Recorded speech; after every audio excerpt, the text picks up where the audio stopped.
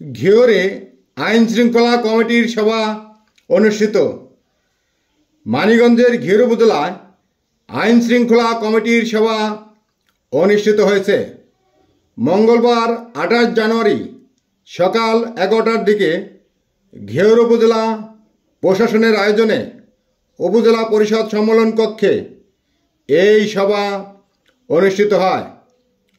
উপজেলা নির্বাহী কর্মকর্তা আসমা সুলতানা নাসরিনের সভাপতিত্বে সভায় উপস্থিত ছিলেন উপজেলা সহকারী কমিশনার ভূমি নূরজাহান আক্তার সাথী, ঘিওর থানার ভারপ্রাপ্ত কর্মকর্তা ওসি মোহাম্মদ রফিকুল ইসলাম, উপজেলা পরিবার পরিকল্পনা কর্মকর্তা ডাক্তার হাসিফা হাসান, উপজেলা পরিবার পরিকল্পনা কর্মকর্তা মোহাম্মদ ফরিদুল ইসলাম, উপজেলা বিএনপির সভাপতি মীর মানিকুজ্জামান মানিক, সাধারণ সম্পাদক কাজী ওয়াজেদ আলী মিস্টার, সাংগঠনিক সম্পাদক আল মামুন ভূঁইয়া, বালিয়াখরা ইউনিয়ন পরিষদের চেয়ারম্যান আলহাজ আব্দুল আওয়াল,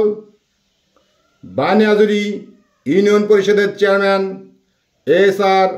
আনসারি বিল্টু, সিঞ্জুরি ইউনিয়ন পরিষদের চেয়ারম্যান আবু মোহাম্মদ আসাদুর রহমান মিঠু, বাংলাদেশ জামাতে ইসলামীর আমির মোহাম্মদ জহুরুল ইসলাম, খেলাফত মজলিসের ঘিওর উপজেলার সভাপতি আলহাজ মাওলানা জাবের আল সাফা, সাংবাদিক আল মামুন, হুমায়ুন খালিদ খান সবুজ সহ উপজেলার বিভিন্ন দপ্তরের কর্মকর্তা ও কর্মচারীবৃন্দ।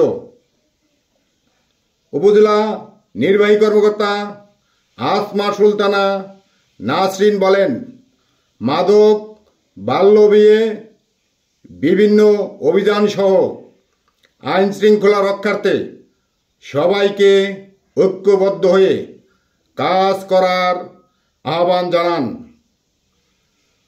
মোহাম্মদ জাহাঙ্গীর আলম, মানিকগঞ্জ।